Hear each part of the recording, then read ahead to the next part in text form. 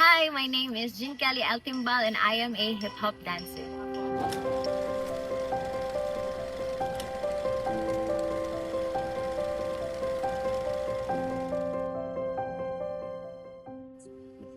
When did you first fall in love with dancing? Was it love at first step or did it grow on?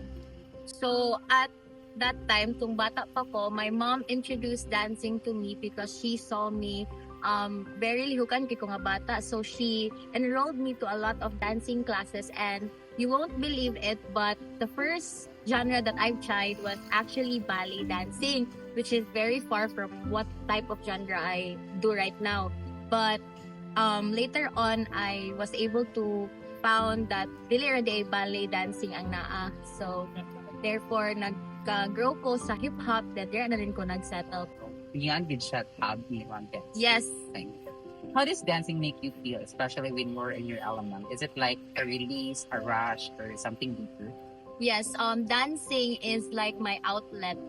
Kanang sa una is kanang if I feel so stressed with academics or bisan pag life in general, I tend to find myself kanang make na lang kog dance or kanang mag-find ko og dance sa internet so that I could learn it. Then ako lang ding i-dance and then I would video myself kay feel like murder ako mapagawa sa akong kalagot, akong kalipay or sa nga emotion because dancing kay mo siya kibali dira na ako mapagawas kung unsa ako ang dili mo put into words bitaw.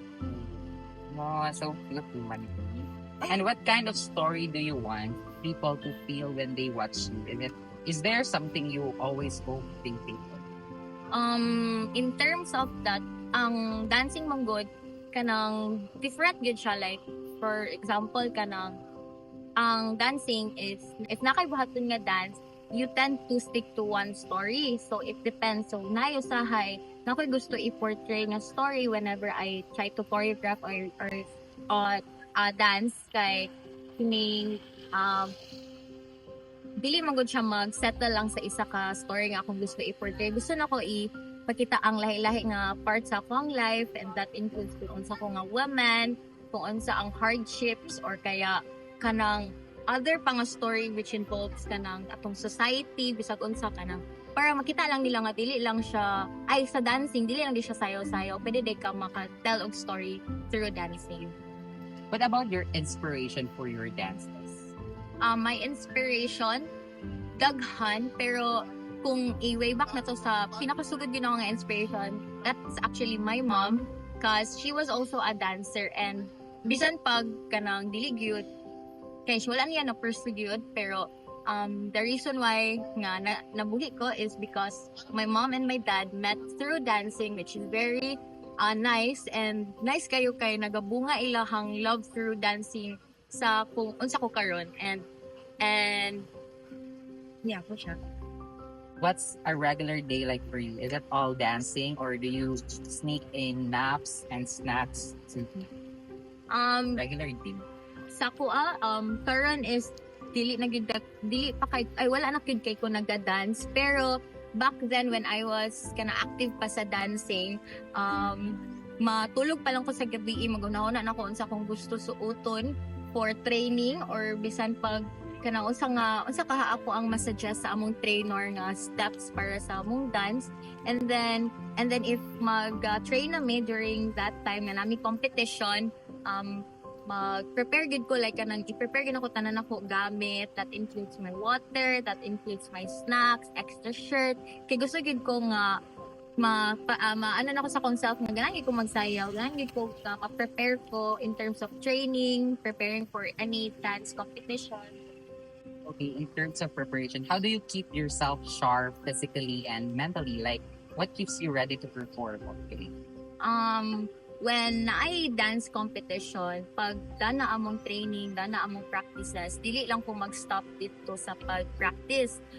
I would train myself nga mag-practice po sa balay or kaya bisan pag wala ko'y ginabuhat or bisag eating lang, I would listen to our music kay para madumduman ako nga bahala gakaon lang ko madumduman ko ang ngani among music, and then ang steps kay putang na ko sa kong utok kay para dili ra pud kayo ko maglisod if ever mag-practice na pud mi again. What about those days when you feel stuck or tired? How do you stay motivated? Kung naa ko yung mga times ngayong ana, dili na ko ginapugo sa self nga, pugso na ko self nga musayo gid ko kay tao lang man ko, and then dili man gid ko dancing machine, dili ko perme na I energy para musayaw. If I feel unmotivated, I feel stuck, or like dili na ko feel musayaw, di na ko i-push si self. I will tell myself nga rest na lang sa kay if ganang gid kag sayaw, mubalik ka kina sa imong ka feeling. And it's actually true kay natoy time na more, I think niabot og half a year ang akong pag take a break sa sayaw, pero after that ginapangita na din siya sa akong system ko nga kanusa na mapud ko maka-appeal og mga dance competition or bisag intermission number lang gusto na gid ko mobalik og sayaw. Have you ever had a big mistake or tough moment in your journey? Recently, naay ka ng dance competition here sa school. I was partnered with your college and our college, and then task gid kay among kanang confidence ato na we would at least place. Pero unfortunately, wala mi naga-place ato, and I thought na, anong wala kami na-place, which is very sad kay before nga year is na-champion me with our group, and then pagka next kay wala naman noon mi naka-play, so I was very down. Feel na ko kay sayang nga kaayo oy, kanang gusto ra ba nako improve sa akong self nga ganan gid kog sayaw or mabalance ba gid ako ang academics and pagsayaw. Pero that didn't stop me, that actually pushed me to grow as a dancer, and I told myself na napa may next year, second year pa man ko, napa ko'y third year, fourth year, so babawi at babangan. Yes, mas time para mo ba laban lang yun. When you perform, there's a mix of technique and emotion. How do you balance the two? So in terms of that, sa technique kanang dapat na agid kay body control. So if hip hop dapat dili dapat imuhang movement is dili smooth, dapat na kay pitik, na kay kanang dapat imong gina-give off nga vibe is kanang very hip hop ka, dili ka more kanang soft person or soft imong dance moves. And then in terms of emotion, madala gid na siya kung tan-awon sa imong audience, makita na siya through your expression sa imong kanang so mo pagdala ang imong sayaw with your face or bisan pag sa imong movement, kaya sahay lang taon lang nimo ang tao ma-emotional ba ka basta magsayaw lang sila. So it depends gid sa imo if kabaw gid ka mo dala sa imong sayaw, if kabalo ka sa unsa nga story imong gusto i-portray with your dancing. Everything in your dance feels connected. Your body, the beat, the energy. How do you pull that all together? Dili gid na siya natural thing na ma-pull off nimo. So it takes time. It takes a lot of practices. So kung mag-skill ka practice and then practice sabayan din nimo og dedication nimo kana drive nimo nga ganahan gid ka og ganahan ka mo dance, then ma-pull off kini mo na siya imong body mo sabay lang na siya. And then dili pud ka diretso maayo mo sayaw, dapat dili pud mo diretso mabalaan ang sayaw. So diyan na din mo sulod ang imong time sa paghatag nimong time sa ana nga dance. Dapat tun-an mo na siya, not just like more siya requirement na kailangan mo tun-an, pero dapat with your heart and imong pangutok is ganan gid ka mo sayaw, ganan gid nimo na siya tun-an nga sayaw. And then kung sabay lang dayon na diretso ang body mo, energy, sabay rin na siya, makita rin na nimo siya in the end with your performance. What do you do when things don't go as planned? Like when you feel creatively blocked? I take time or like I rest, and then if kailangan gid ko mo padayon, then I would look up for inspirations like other artists or other choreographers, or kung dili kaya if gunahan gid ko na ako'y kastorya, I would contact my other co-choreographers or co-dancers na nakauban ako sa una, and then I would also ask them na kanang naba kay time sa imuhang dancing kanang life nga na-feel ka nga stuck ka, like di na ka gusto mo sayaw pero at the same time gusto ka, and then I would ask for their advice. And then if dili na gid makaya, then I would rest, tas recommended yun na ako if feel nimo kay burnout na ka sa imong pagsayaw, then dili gyud mali ang imong pag-rest. Dili gyud kanang meaning nga mag-rest ka kay di na ka ganan sayaw, or kung mag-rest ka kay kanang never na ka mo sayaw kay resting, dili na siya pasabot kanang di na ka dancer.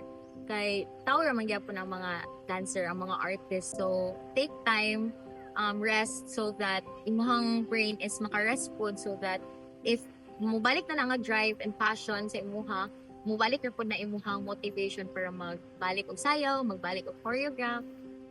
All right, that's it. Thank you so much for answering those very mga questions. And now, willing ba minimo tudluan sa imong mga moves, sa imong mga kay ready na mo dance din. Ready na mo mag-hip-hop, mag-tumbling, mag-cartwheel, Yeah, grabe. magkaldag.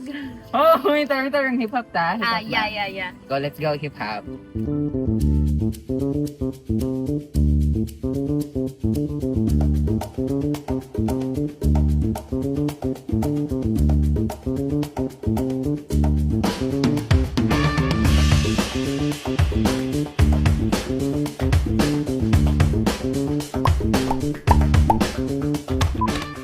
Fly gal, get your nails done, get a pedicure, get your hair fixed. All my ladies gon' get an outfit and buy a new lace wig. Back up on the market, better put in you a bid. Cause when Mrs. Throw a party, you can't find nowhere to see. Booty everywhere. I make all the dudes throw their money in the air. Me and all my girls, yeah, we looking fabulous. Ooh, stop the track, strike a pose, stop the stairs. Wait, make it. Interviewing a dancer gave us a deeper appreciation for the art and the mindset behind it. Their journey reflected the Da Vinci principles in powerful ways. Their curiosity or curiosita drove them to explore different styles, while experience-based learning shaped their growth. Through heightened senses and the sensation, they connected deeply with music and movement. They embraced emotion and uncertainty in their performances, blending the precision of technique with creative expression. Their commitment to physical discipline or the corporal tact showed the importance of mind-body connection, and they emphasized how dance brings people together across cultures. This conversation taught us that dance is more than movement. It's a way of thinking, feeling, and living creatively. In our interview with Miss Timbal, the artist, I didn't just see talent. I genuinely felt it. And every move she made carried a story, a passion, and a purpose that spoke louder than words. It was Corporalita in action.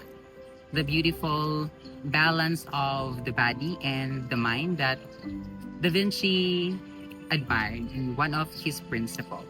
And when the artist started teaching us, it is not about the step or the rhythm. It was about connection, awareness, and finding meaning in motion.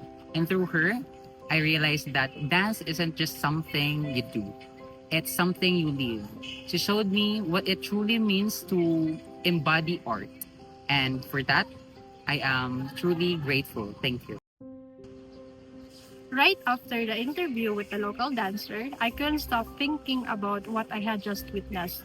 Watching the move made it clear dance isn't just about steps or a technique. It's about expression, transformation, and resilience. Each motion told a story layered with emotion, strength, and vulnerability. It reminded me of the concept of sfumato, where things blend together softly and powerfully. The dancers' movements weren't sharp or showy, they were deep, real, and raw. What moved me most was their determination as the choreography became more intense. You could see the exhaustion setting in, but they didn't stop. They keep on going, not for perfection, but with purpose. That persistence, that fire to push through no matter what, was powerful. It reminded me that strength doesn't always look loud. It can be quiet, steady, and unshakable. And that's something I want to carry with me, with the courage to keep moving forward no matter what, no matter how hard it gets. Grace in motion is more than a documentary. It's a window into the heart of a true artist. The artist lives the Da Vinci principles in every aspect of her life. Her curiosity drives her to explore new forms of movement. Her deep creativity brings emotion into every performance.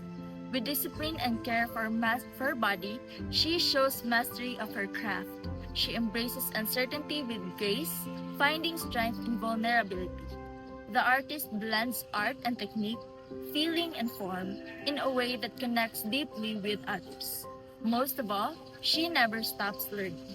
Each dance is a reflection of growth. This film reminded me that being an artist isn't just about talent.